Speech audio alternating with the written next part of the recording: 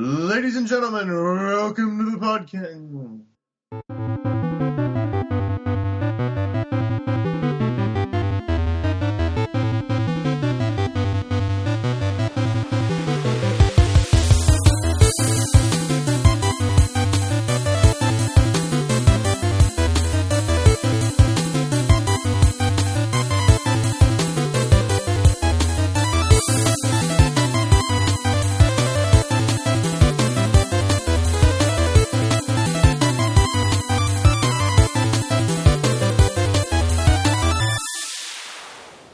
Welcome, everybody, to Random Encounter, the RPG fan podcast. I'm your host, Robert Steinman, Pale Robbie on the boards. Joining me today, we have the man who did an awful introduction.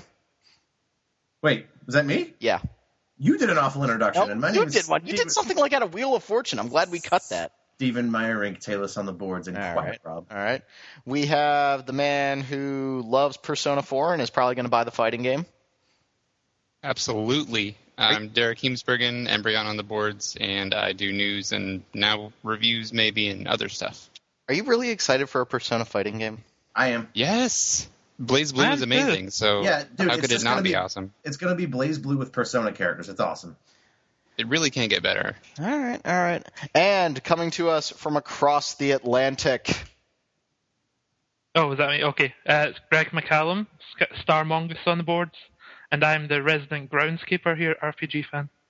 He has a wonderful Scottish accent. That was a groundskeeper welly joke. But I've been here for 20 years, too. Crap. Suddenly the ugliest man in Glasgow wasn't good enough for her. Yeah. So Greg is obviously talking to us from Scotland, so his call quality is going to suffer a little bit because of that, but hopefully... Yeah, we're a third world country. But his awesome accent makes up for it, so... He's actually riding a sheep right now. Yeah. I've plugged my mic into the sheep, and the sheep is responding well, and hopefully it will continue with the so. I don't want to know where he plugged his mic into the sheep. Bah. Bah. All right. So I'm joined by Derek, Greg, and Steven today to talk about a game that I know nothing about.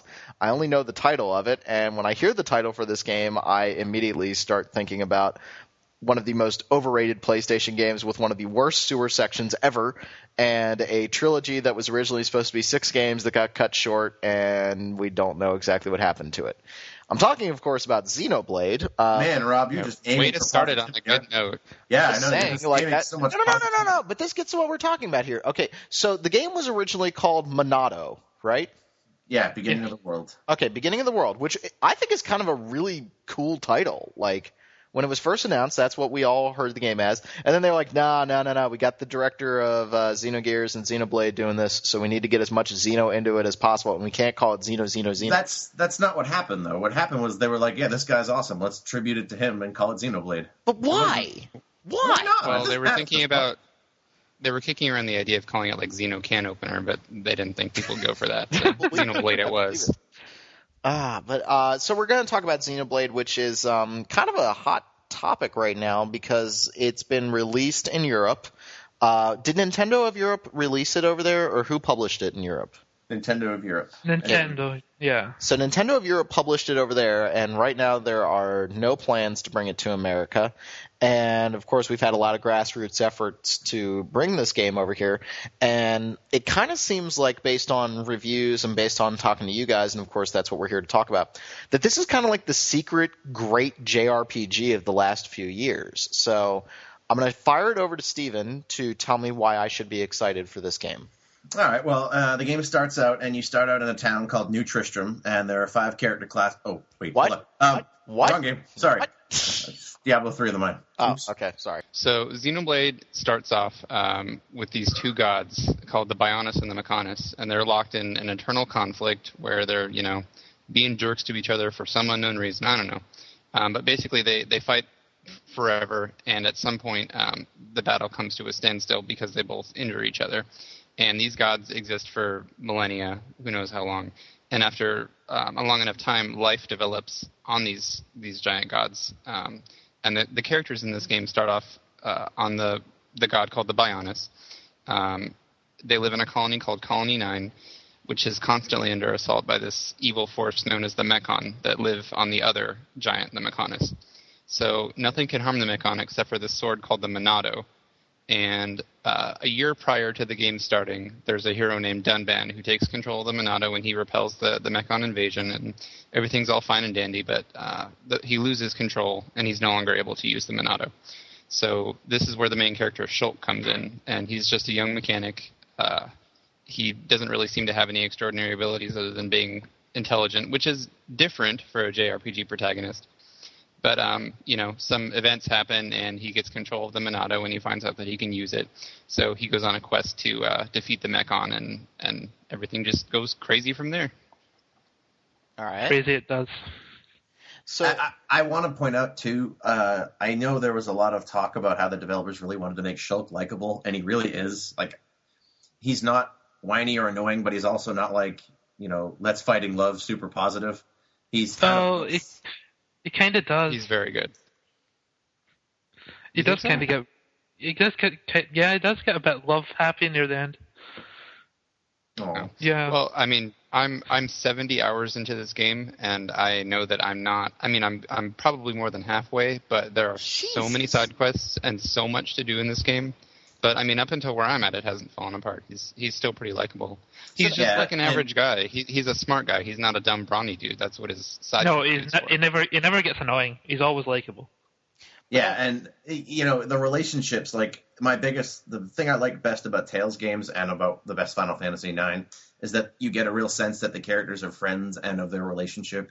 And Xenoblade has skits just like Tales, but you encounter them in different places. And what it really succeeded at early on in the game, because the world looks cool and the combat is fun, but when I first started playing it, the thing I noticed most was the fact that the characters had this dynamic that the game didn't just say, oh, these people are friends, accept it. They explained it and they showed it. And, the two main characters, they have like their bromance going on. And, they'll refer back to like, oh, remember when this happened? And, they'll talk about it, and it informs, how they react to events. Cause you see, Shulk is known as not being that great of a fighter. So like his friend who's a big brawny dude is like, dude, you suck at this. I'll take care of it. And through it, based on what I've played so far, it seems like it has a really interesting arc for the characters set up. The game really encourages you to. Sorry. Go ahead, Greg. Sorry. Okay, the game really encourages you to develop those relationships between the characters. Everything about the battle system intertwines with how well the characters know each other, and it really works out well. It really encourages you to know not just more about the characters, but also helps you in a tangible way within the gameplay. Yeah, it's neat because the characters they talk to each other during battle way more than any other RPG I've played. It's not just like they're yelling out "Holy Slash" or whatever. They're actually going, Shulk will say, "Ryan, get him," or whatever. I don't know. It sounds what a stupid, bunch of jokers! Yeah, what a bunch of jokers! But there's banter all the time, and there's an actual reason for all that. Whenever you can have a burst affinity in battle, which is where there's kind of a QTE button press. Whenever somebody lands a critical hit or evades an attack, not every time, but a lot of the time, that'll pop up. And when you do that, it raises your affinity with your party members. And there's a chart called the affinity chart where it shows how much everybody likes one another. And that affects a lot of things like when you do chain attacks, which are like a special combination attack that you can initiate and everybody keeps attacking in tandem. The higher your affinity, the more likely you are to do more attacks together. So there's a reason to be building a strong bond with your teammates, and it works out well in the context of the story, and it just affects everything. And it makes sense because you have a squad of people that are fighting together, and as they get tighter knit, they fight better as a cohesive unit. And I think that I really like that they managed to work that into the gameplay, because that's usually what makes me really like an RPG. Like my favorites are like Shadow Hearts, and the character interactions are just so good, and to have it integrated into the gameplay is. I've owned the original Shadow Hearts for like 6 years, and I've played it for 5 minutes. Play it more. Play it more. Isn't Covenant the good one? Isn't Covenant the really? No, they're both awesome. Okay, maybe I'll go pick them up. Okay, and get the bad ending in the first one, because that's the ending they go with in the second one. Cool. Is it? Yep. To talk a little bit more about Xenoblade, it kind of sounds like it's an extension of what you can do in Dragon Age, where like you become close with your party members, they get new abilities. But it sounds like they're taking that a step further with Xenoblade, which gives you a reason for having character interactions. Like, it's cool that Barrett and Cloud are rivals in Final Fantasy VII, but it doesn't really matter in the grand scheme of battle. There's always that giant disconnect with like Hope being a whiny little priss in Final Fantasy 13, and then as Yahtzee pointed out in his review, he pulls a boomerang out and joins the fray, and he doesn't have any of that angst coming through in fighting. And so it sounds kind of interesting that through your character interactions, that creates a better party situation, a better dynamic in battle, and that already makes me a little bit happy. Like, I don't like there's a complete separation in most JRPGs between combat and story. Exactly. The game. I actually have a question for you guys. Does the dialogue change as the affinity levels change? Like, does Shulk always say the same thing to Ryan throughout the whole game? Because I haven't made it as far as you guys have. I think it changes a little bit. I think most of them stay the same. Because I notice sometimes Ryan will say, like, he'll make a comment to the effect that Shulk isn't as good a fighter as him, so I'll take care of this one. Like, if there's a big monster, he'll be like, I'll get this one, Shulk, and that sort of thing. I think he always says that. I don't think it changes the higher their affinity is. I think it's just as the game progresses, some new stuff gets added. Okay. Yeah, and another thing that I forgot to mention about the affinity is every character has 3 skill trees that are like passive skills, like your attacks do more damage from behind, or you get your cooldowns are shorter during the day and that kind of stuff. And when your affinity is raised, you can actually use other people's skills. You can kind of like borrow it and set it on your character, but you can only do it once your affinity with them hits a certain level. I see. I haven't made it far enough for that. That's really cool. There's actually more than 3 for each character. But shh, it's a secret. Is it? I thought it was just a reward. And that actually, when you mention those skills too, that reminds me of the combat, which I really like it because I've been telling everybody, it's pretty much the game Final Fantasy XII wanted to be. And like the fact that the combat isn't set up with a canned list of like, here's all your magic that's all functionally the same. All the attacks you get for each character are unique. And like, Shulk will get his first couple moves, he gets a move where he'll hit him from the side and pierce their armor, and then everyone else can do more damage. Or he'll have a move where, you can backstab and do a ton of damage. And then you'll get moves that work in tandem, like to fight the Mechon without the Monado, you can knock them on their back, and there are different combinations of attacks with different characters where you can like stun with one character, and then another character has a move where he'll hit them really hard, and since they're stunned, it knocks them on their back. So there's a lot of actual like strategy to the combat beyond just keep hitting your attack buttons. Uh-huh. Yeah, if you don't use strategy, you're going to die a lot. Before we really get in depth on the battle system, I want to talk about, if that's okay, I want to talk about the thing that everybody seems to bring up with this game, which is mostly the length and the fact that, as we were talking before about the side quests. Now, you guys say that there's like a ton of side quests. How do you go about getting the side quests? Are they part of the story, or is this like, my dog is missing, and you send Chaz out to find someone's dog, like in Phantasy Star 4? Both. Oh. Yeah. Like, there are a lot of quests where it's like, oh, hey, go outside and kill these dudes. But the good part is, if they say go out and kill 5 of these guys, you don't have to go back to the person that gave it to you. Mm-hmm. Like, it just, you just get the reward. And most of the quests you get just by walking around town, and people will have the little exclamation points over their head. But the thing is, every character with a name has, like, a story, and they get added to the affinity chart, So you're developing relationships with all the NPCs you meet that have names. And you'll see their behaviors change because they all have schedules within their towns. Mm-hmm. So, like, in the first town, there's a mother and a daughter, and I guess they don't have a good relationship. And after you do a quest or two, like, the daughter wants to make mom a present, so you do that. And after you do that, then they actually start being near each other in the town, whereas they weren't before. They were, like, on different ends, and they're talking about, oh, I wish our relationship was better. So you're seeing improvements constantly. Yeah, so it's not like WoW where it's like, oh, go out and do a million quests, nothing happens. But it's not like, oh, you're going to do this quest and it's going to directly link to the main story. I mean, a few of them, based on what I've played, a few of them are sort of in with it, but it seems like it's more like context of the world kind of side quests. So another thing about the quest system that's cool is that it's really intuitively laid out. A lot of the times you'll come to areas like their new field areas or dungeons, but there will be some NPCs hanging around the front, and you'll talk to them and they'll say, yeah, we're trying to get through here, but it's really hard because there's all these freaking crab monsters in there, and we can't get our merchandise through. So you accept the quest before you even enter the area, and you're going to be killing the crab dudes anyway when you're going through. So by killing them, you get the reward automatically for the quest because, like Steven said, you don't have to turn it in. So you just kill the 4 crabs, and it's like, all right, here's your 1,000 gold and your new piece of armor, and it just works really well because you're not always running back and forth. And there's the fast travel feature where you can just teleport around, but I don't know if we want to get into that yet. Well, the map in the game is gigantic, and you can run anywhere you want. But the thing is, every area has a ton of little landmarks that you can teleport to. So it cuts out all of that obnoxious grinding that you would expect, from a game. All right, backpedal. It cuts out all the annoying running around and grinding that was in Final Fantasy XII. Yeah, and every landmark that you find in every new little named area that isn't like a teleport landmark will give you experience and skill points. So every place that you're exploring is giving you a benefit outside of, it's a new place.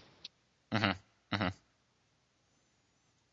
sound like you're not convinced. No, I'm listening. No, so it sounds like they're kind of incorporating something that has been big in Western RPGs, which is lots and lots and lots and lots of side quests to make the game nice and meaty.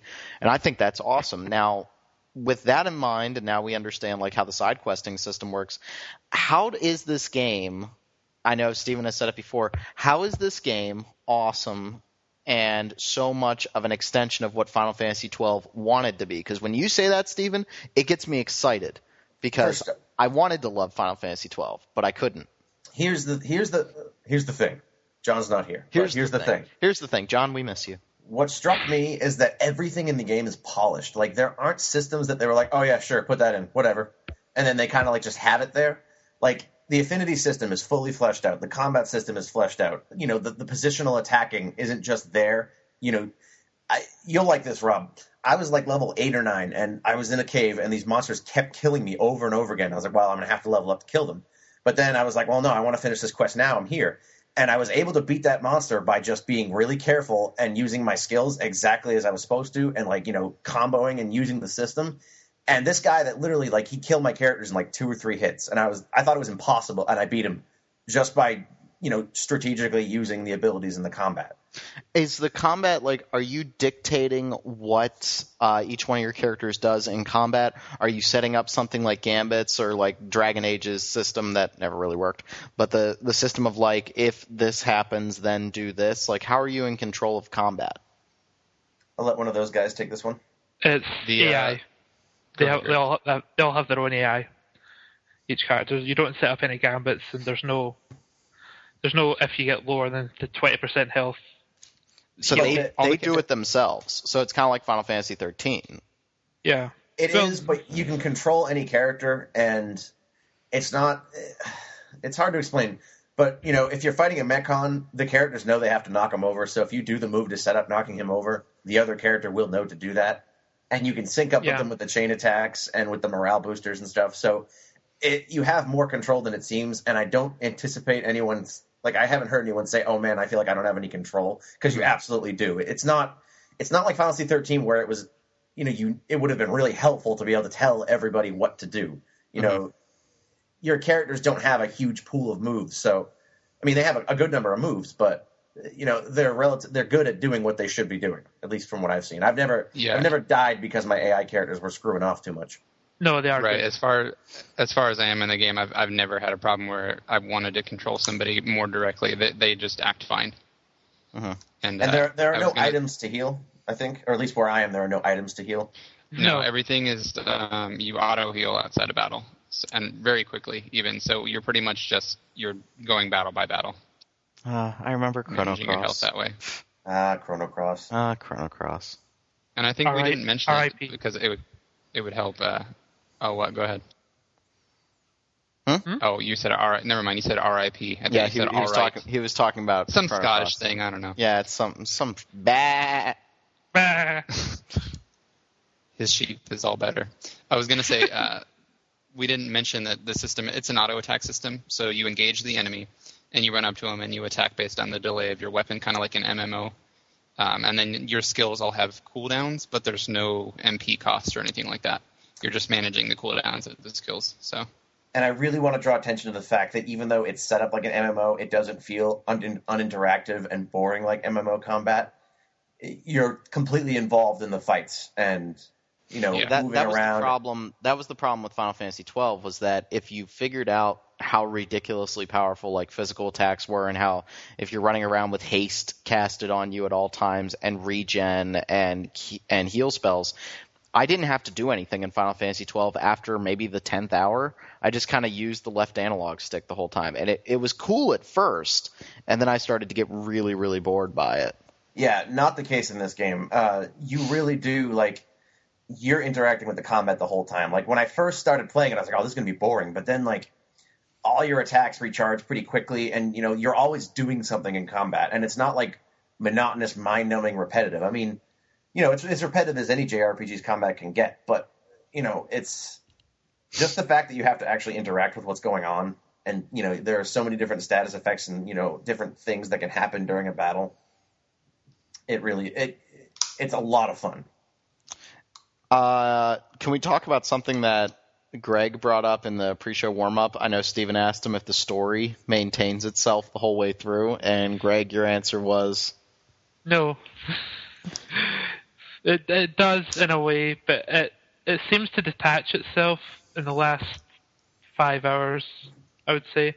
It starts to get a bit beyond itself and its ideas, which is a shame. It seems to have set up a very, very strong foundation, and then towards the end it says, okay, we've got to make this even more epic. So what's more epic than epic? And it just extrapolates from there. So it very much is a Xeno game. Yes, it carries the tradition. Yeah, I mean, I'm not trying to troll there. I think that was the problem with all the Xeno games. The end of Xenogears was amazing. It was the most interesting part of the game. I completely. That's right, because you didn't like the gameplay, so you liked the second disc of Xenogears, which is the weird answer. I was sitting there going, all right, the graphics in this game are awful, but that's fine. I don't care. The music is amazing. The story is awesome. I hate the combat. I hate how long everything takes. Disc 2 was like, oh, we're going to cut out all the crap you hate and just teleport you to where you have to be to see the next cutscene. That's true. Awesome. That's true. Whereas if you want to talk a game that got that balance perfectly, it was Xenosaga 3. That was the best one in that series. Yeah, see, I played 1, and I was kind of underwhelmed by it, not only because I was expecting it to be epic and more like Xenogears. I really liked aspects of it. I think the biggest problem with Xenogears was that it was like a 20-hour RPG. Like the first Xenosaga, the first game, I beat it and I was like, that's it? Yeah. I actually watched all the cutscenes online and then just skipped straight to Xenosaga 2. Yeah, and 2 is the one that has serious problems. 2 is the one... I enjoyed it. It has pacing issues and it has an unbelievably... all right, never mind. The final boss fight in 2 is awesome, and I think 2 is great, but the thing is, 1 had such a focus on cutscenes, and in 2 they tried to change it so much to make it different, and 3 really got a good balance between the story and the gameplay, which had a really fun combat system. Mm-hmm, mm-hmm. But so Xenoblade, we're saying that the story goes absolutely crazy. It does not have a furry being nailed to a cross, though, does it? No, it doesn't. Damn. I still like it. I still like the story. I'm just saying that I feel like it could have been so much tighter if they'd just ended it past a certain point. You mean like the halfway point in Star Ocean 3? I couldn't say. I've never played it. I don't even want to talk about it. I really don't. I've never even played a Star Ocean game. Dude, Star Ocean games are the most overrated games in the history of the universe, and I've played all of them. I'll disagree. So that is held by Uncharted. Quiet, Rob. Anyways. You're just shooting yourself in the foot here. I'm sorry that Nathan Drake always shoots himself in the foot. Nathan Drake is awesome, and Derek agrees with me. And he's always so damn Nathan smug Drake about is a manly piece of amazingness. Nathan Drake has killed more minorities than polio. Not as many as Leon Kennedy. Does polio only go after minorities? Apparently. And the Huntapyrus, okay? And then Leon Kennedy falls to his knees and goes, oh, no.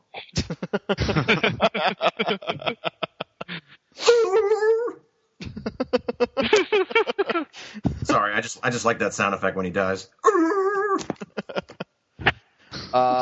Anywho, so Xenoblade, convince me of other things that are awesome about this game. It's on the Wii. Does it use any obnoxious Wii motion? Nope. No.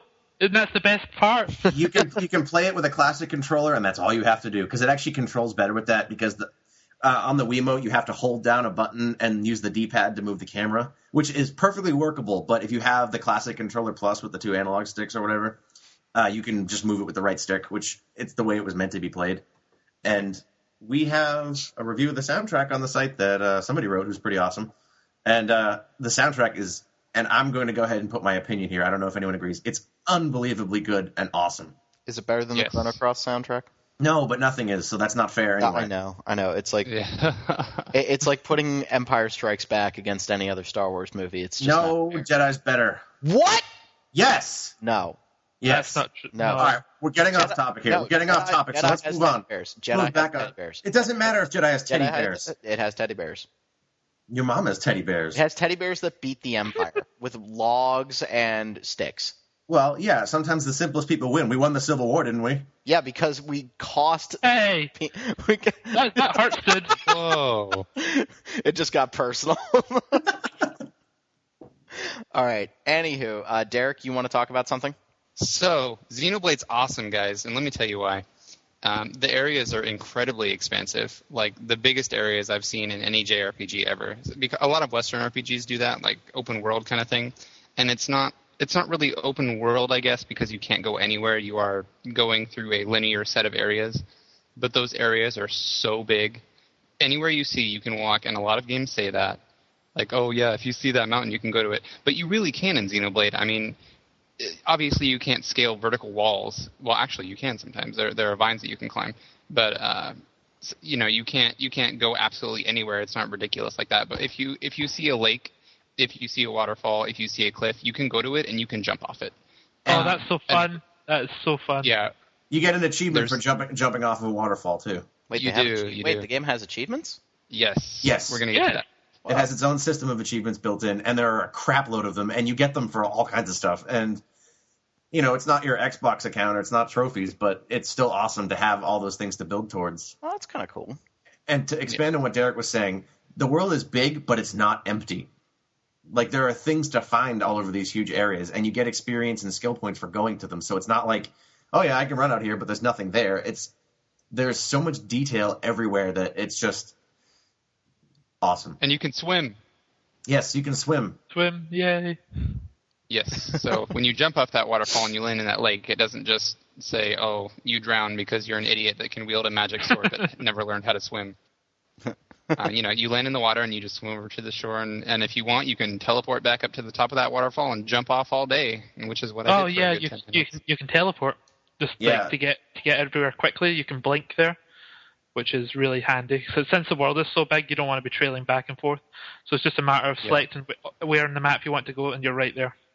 Cool. Yeah, there's a really big side quest that opens up pretty early in the game where you're rebuilding a colony that was destroyed. So as you progress, you're getting new items and parts that they need to rebuild this town, like to add more shops or build houses or add gardens and stuff. So you're finding those parts naturally as you progress through the game, and so it would be a pain if you had to walk back there. So the game just lets you teleport there, as long as there's not like some catastrophic story event happening.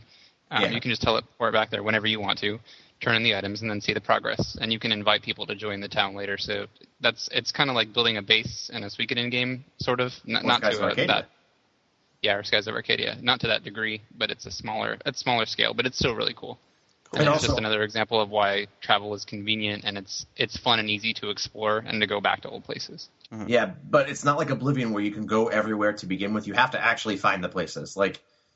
So there's a reason to explore, too. It's not just like, oh, yeah, I could just do this quest or I could just teleport there and do it. You have to actually run to these places the first time. But then when you want to go back, you don't have to do it again.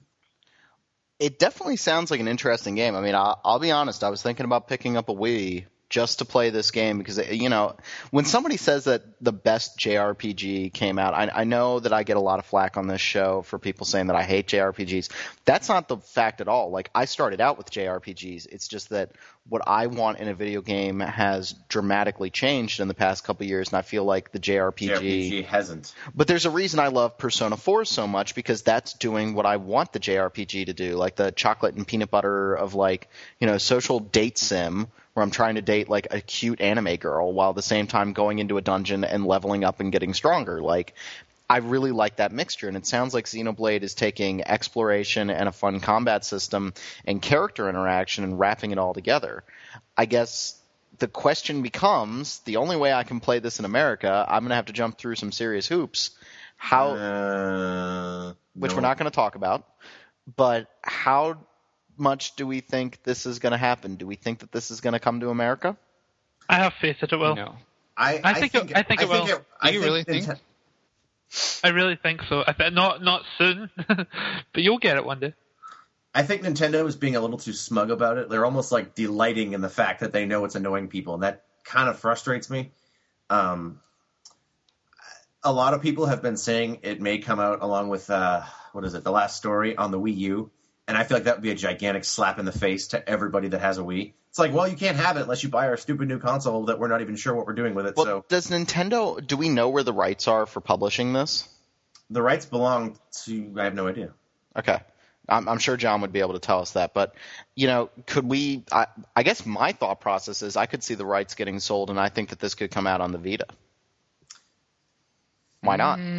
I think Nintendo of Europe localized it. They funded the localization, so probably not. Because it was localized by freelancers, but they were paid by Nintendo, so probably not. Yeah, if any freelancers are listening to this, we would love to talk to you guys. That's why, yes, we would.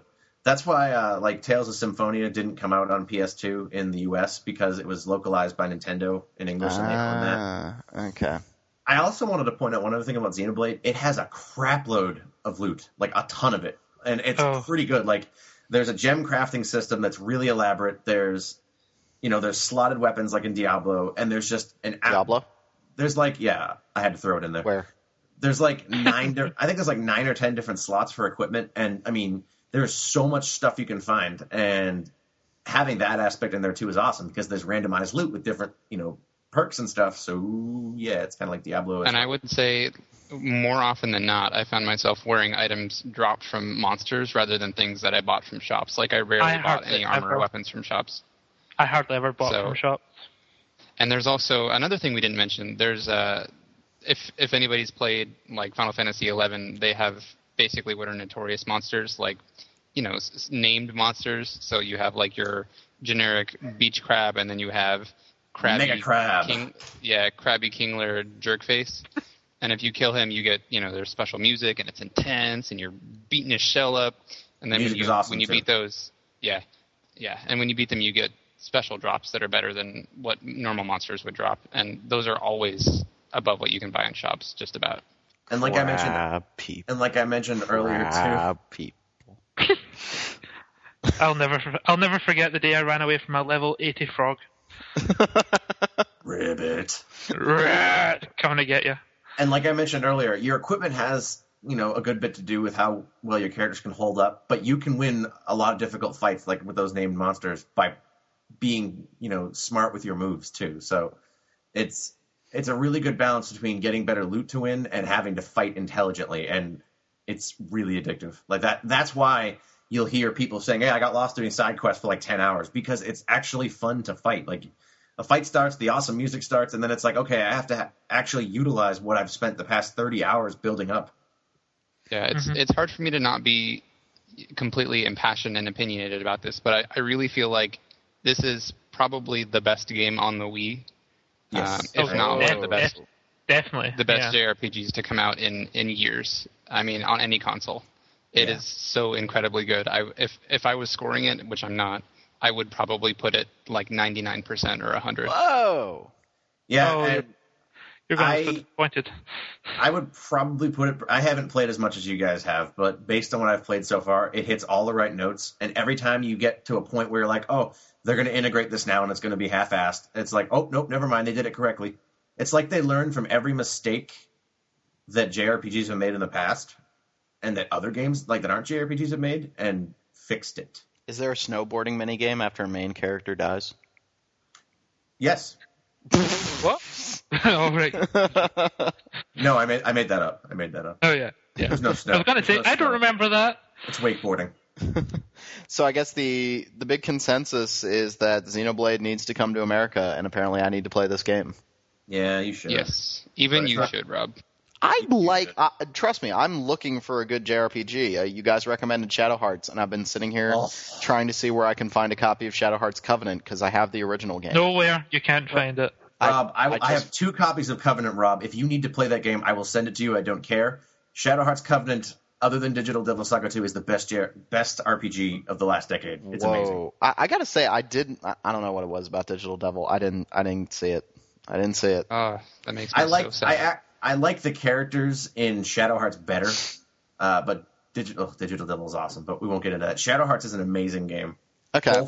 And Covenant is more balanced, but I think the arc of the story is better in the first one.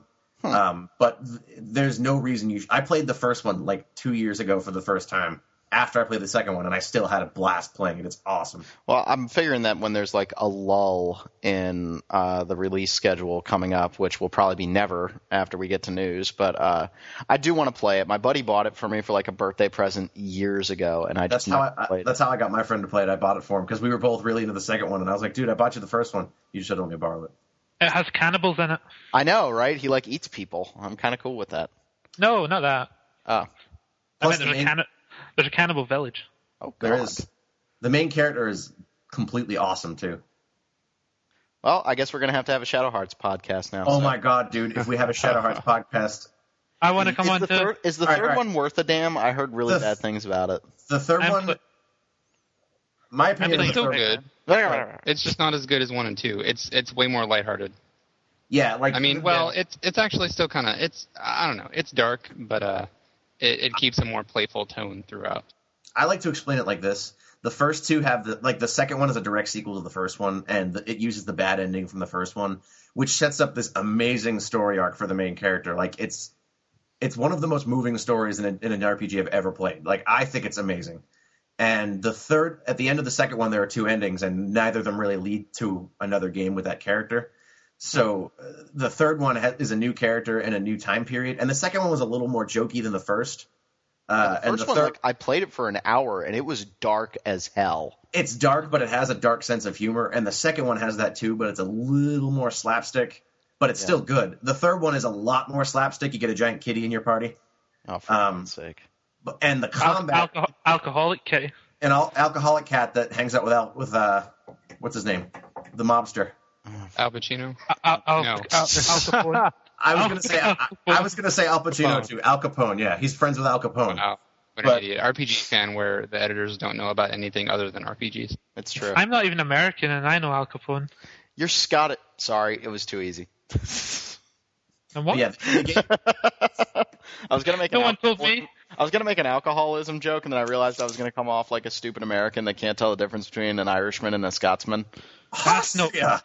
No, the Irish are alcoholics, the Scottish are drug addicts.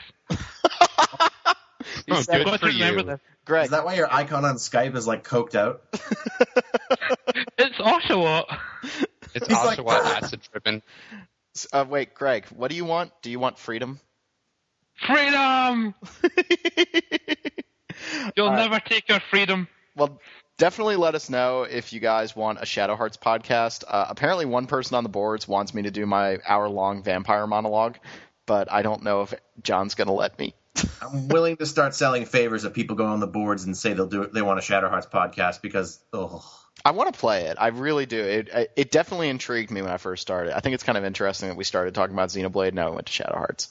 But okay, we're talking about awesome JRPGs, so it makes sense. And I really want, trust me, guys. Like I love a good JRPG. I just think that there's been a little bit of, and as much as I didn't like Radiant Historia, I still respect it as a good JRPG, and I think that that's a really good game if you have a DS and you're looking for something to play. It wasn't my cup of tea, but I respect it. You know what I mean? Radiant Historia is the epitome of the traditional JRPG. Right. Xenoblade is a modern JRPG, and that's cool. That's freaking awesome. All right. Should we get to news?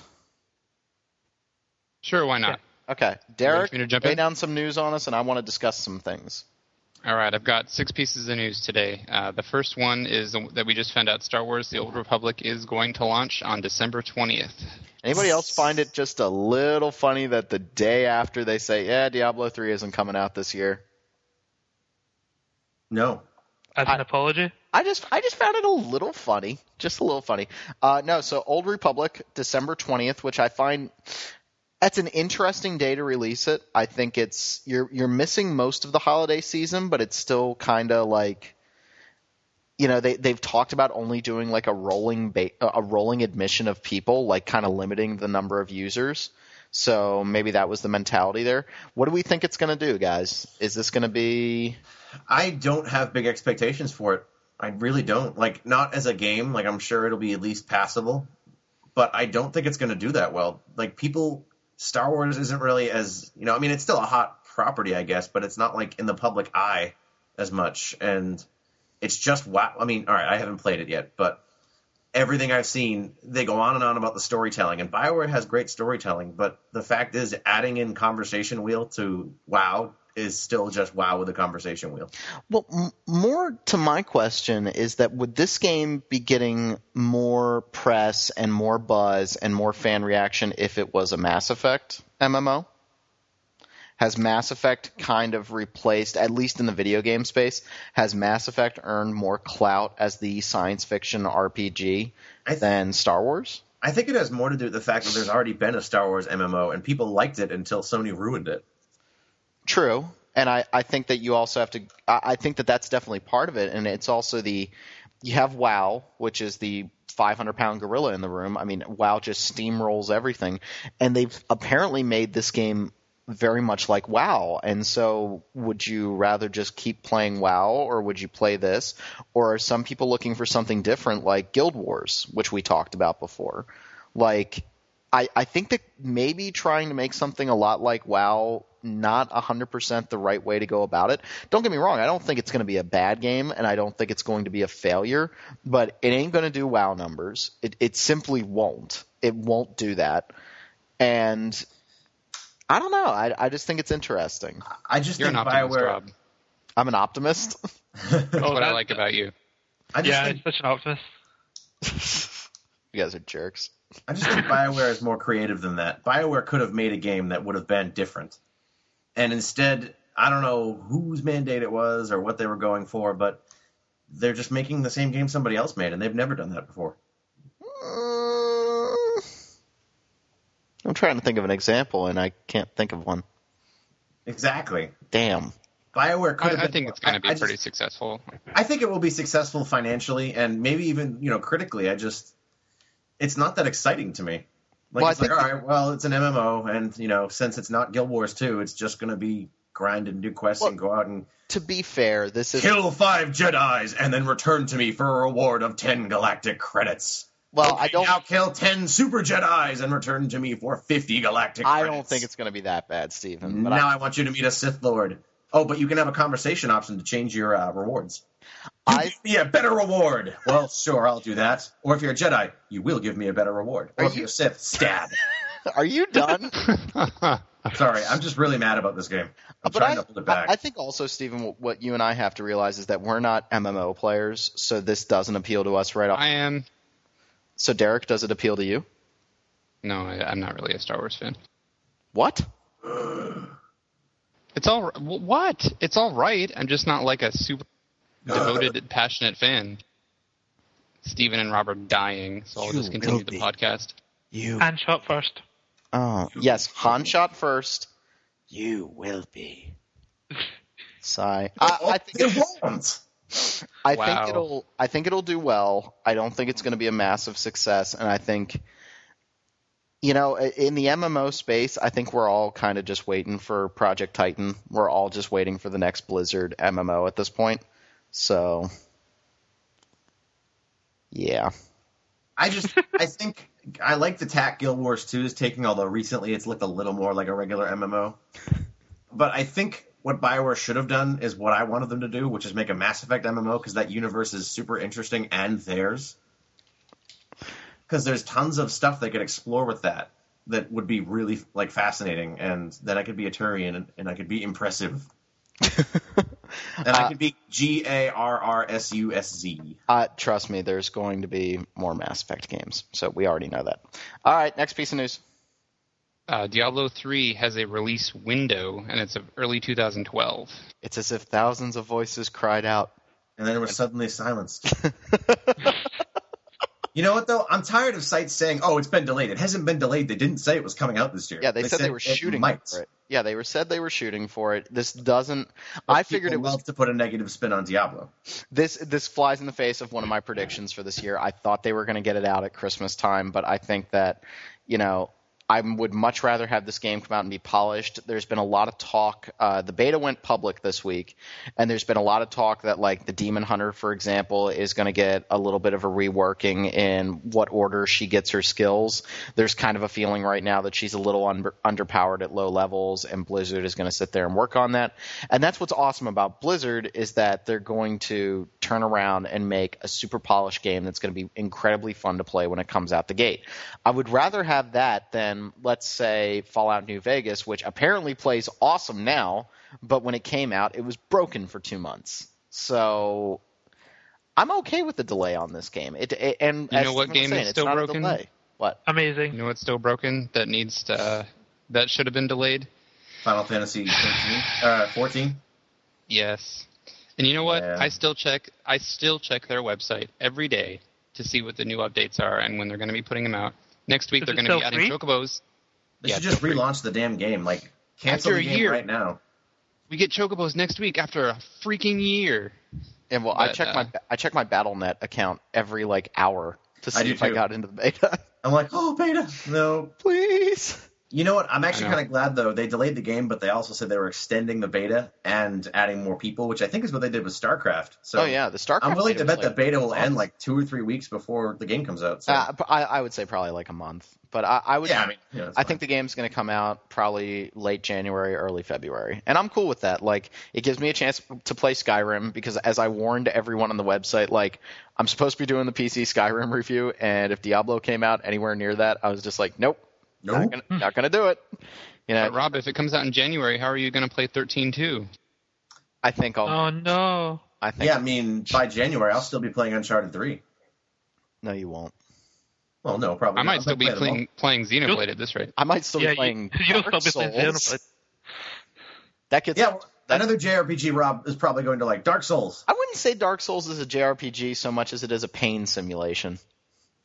Some people like pain. That's actually my next piece of news anyway. Yeah, Dark Souls has gone gold. Woohoo!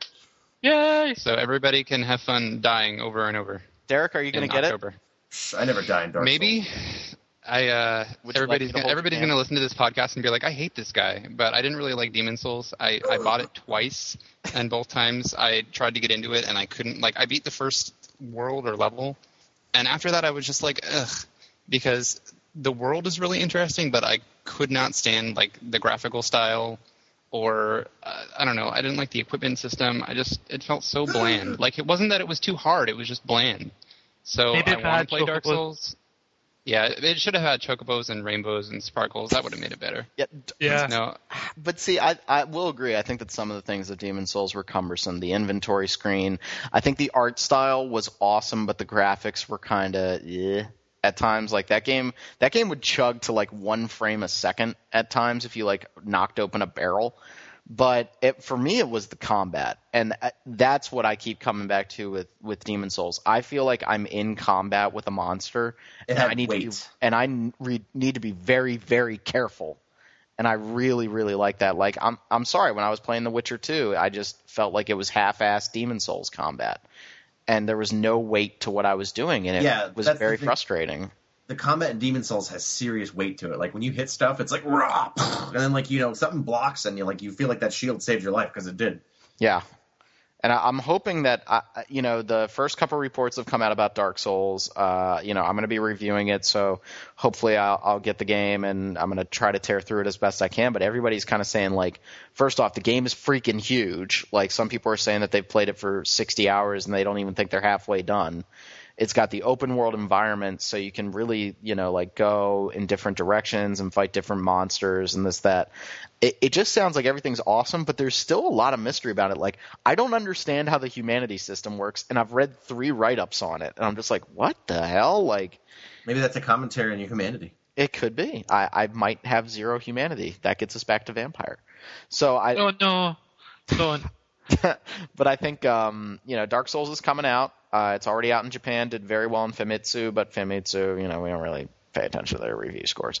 But yeah, getting good reviews. People seem to be ecstatic with it. I think that if you are a lover of pain, you're going to want to check it out. So, Derek, I will hold your hand if you get it. Kono game wa subarashi. Yatta! Thank you. Yatta! Thank you. Muzukashi. Can we plug? Can we plug Retro Game Master, and they need to make season 2 on Kotaku like now? Man, I love Retro Game Master. I love Retro Game Master. All right, so let's move on. Let's talk about something that is like the opposite of Dark Souls, and that's the Final Fantasy X remake. What? Wow. Because that's the Final Fantasy everyone wants remake. What? Sorry, I was quoting that line from 10. Ha ha ha ha ha ha ha. Stay away from the summoner. Ha ha ha ha. Okay. You're a bad man. Was this what everybody wanted? Ha ha ha ha ha ha. Okay. Actually, I love Final Fantasy X, so I'm happy with it. But I don't think it's the one that everybody wanted. No. We wanted 9 because 9's the best Final Fantasy ever made. No, I don't think we wanted 9. No, we want 9. They wanted 7. Yes. Everybody else wanted 7. We wanted 9. I think, but now reports are coming out that it's going to be a remake, not just an HD update. Now, that could be getting lost in translation. I'm not sure. And that it's also going to be on the Vita? Yeah. Vita I don't think we know either way if it's going to be a remake or a remaster, but it is going to be on PS3 and Vita. I don't believe it will be a remake. I don't think so either. I think it's going to be... It's too new to be a remake. It wouldn't make any sense.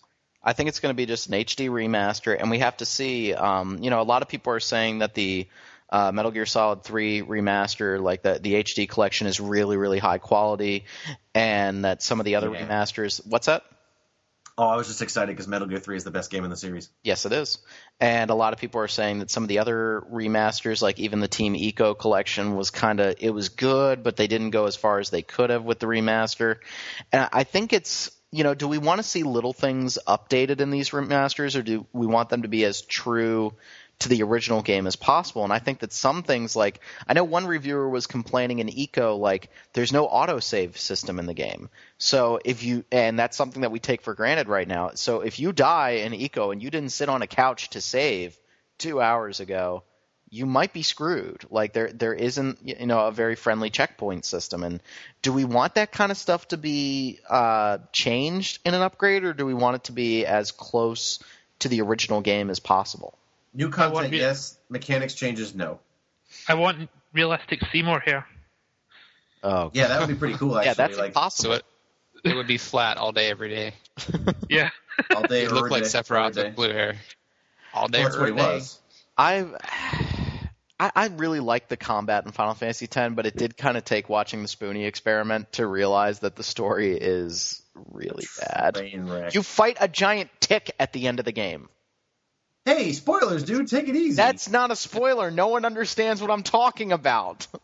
The tick is a jerk. Like, have you ever encountered a tick in real life? I'm just saying, it's a giant tick. Yeah, he's always biting your pets and making them attack you back. It sucks, man. I'm just saying, it's a tick. Giant tick on a giant whale. It is it's a cool Final Fantasy, but I just think it's interesting that we got an update on that and no update on Versus 13. A new Chrono game would have been cool. Or hey, did they announce Kingdom Hearts 3? No, but they weren't going to. Did Capcom announce Resident Evil 6? No, but they did announce that they have no plans to move forward Mega Man Legends 3. Just because. Did you read? Oh my God! Did you read that article that Keiji Inafune was like, "I want to continue working on it," and Capcom was like, "No, you don't get to do anything." They're like, that won't be necessary, and I'm like, So Tokyo Game Show was kind of like, meh. Well, it was cool because Nintendo announced that awesome Frankenstick, which just called for the 3DS redesign, and not one but 2 Monster Hunter games, which means the 3DS is now a success. Well, that's true. More news, Derek? There is an expansion, not an expansion. There's DLC coming out for Deus Ex called Missing Link, and it's going to be awesome. It's under siege. I guess. It's Adam Jensen on a boat. I haven't. He's on a boat? Yes, it's Die Hard He is on a boat, which is also called. I haven't played Deus Ex yet. He's So. on a boat. You need to play it. Error, forget it. So we talked a little bit, and I want to talk about it right now on the actual show. I kind of have a hard time with DLC that takes place in the middle of a game. I don't really like when you're playing Deus Ex at one point, like Adam gets into, for lack of better terms, like a coffin, and it's like 3 weeks later he wakes up and you do another section of the game. And I was kind of like, I think we're missing something here. It kind of feels like they took a section out of the game. And now they're putting it back in much the same way as Assassin's Creed 2 had like the skip ahead of like 6 or 7 years in Ezio's life, and they then went back and re-released it as DLC.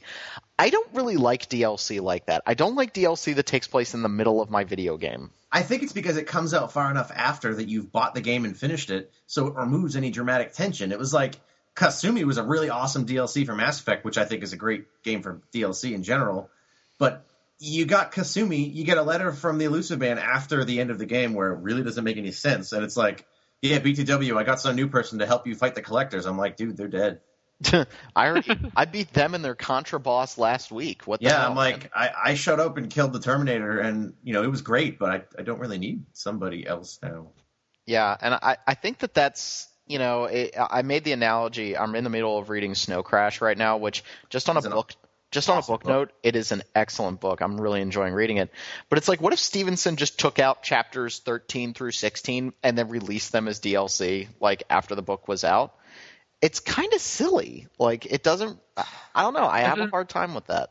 Isn't the writer of Twilight trying to do that or something? I heard there was a book, the first book, but she's just swapping the perspective, so it's on Edward's perspective, sort of thing. It's like really the same book, but instead is but just changing the names around. So wait, what is it? Just angst, sparkle, angst. But from a Malik's perspective. Here's the beginning. It's Edward's perspective. Okay. Oh, the ladies love me. I'm so lonely. Yeah. I'm so misunderstood. Well, I hate. He'd make a really good JRPG protagonist. He'd have to be silent though. So would everybody else. That's true. So do we? And meanwhile, I think that you have really good DLC. One of my favorite DLC packs was Point Lookout for Fallout 3, which is like its own self-contained entity, and it can take place after the game. Like, well, you have to have Broken Steel, but that's neither here nor there. But I think that I just don't like a section of the game being taken out and put back in. I think it's a little silly. I don't agree with your reasoning, but I agree that I don't like it being taken out. Like, I comparing it to a book doesn't really work, because a book is like, it's written, you read it, that's it. Whereas a game, you have to interact with it. Like, that's the story may be linear, but it removes the dramatic tension. Because the book, if you removed a chapter, odds are you'd lose track of where you're going. But if they write the game so that this section of the game isn't going to have any impact on the story, you'll probably get some background. But it's not going to be like, oh, Human Revolution is now I'm looking at a different light. It's not going to affect that. It's not going to change the 4 buttons at the end of the game. It was written so that way it wouldn't matter. Yeah. Whereas if you cut out the scene, at the end of Harry Potter 6, that's kind of important. Yeah. And I think that, what was I going to say? I think I was going to make a joke about the 3 seashells because they're actually in Deus Ex Human Revolution, and I think that's awesome. That's a great Demolition Man reference. So is the guy from RoboCop. Yeah, I think that I love Deus Ex. I thought it was a great game. I just think it's not the way I would like to see DLC. Oh, now I remember what I was going to say. I don't think this is in news, but we should talk about it. They talk about how there's going to be a boss battle in the game, which of course has everyone going, ah! There's going to be a boss battle. In the DLC? Yeah, there's going to be a boss battle in the DLC, and then it came out that those boss battles were outsourced. Yeah, but I'd rather them focus on the actual part of the game that you spend the majority of the game doing than waste their time not polishing the core game and building stupid boss fights. Right. And now they've said that the boss fight that's in Missing Link is actually like you can sneak up on the guy, you can take him out from a distance. Like it sounds like they've realized. So it's a preview for Human Revolution 2. Yes, and I'm okay with that. And I'm okay with that as well. I'm pretty sure we're going to get a second Deus Ex, so it might be cool to see how they expand on things, how they open things up. I'll probably pick this up if it's reasonably priced. You know, less than like maybe $10. I might pick it. I think $10 might be a bit much.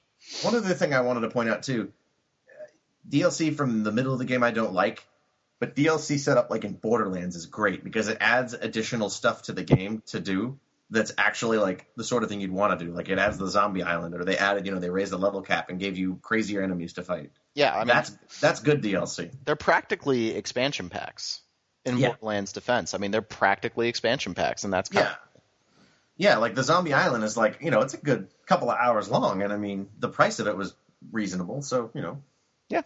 All DLC is more of the game. Yep. All right, more news?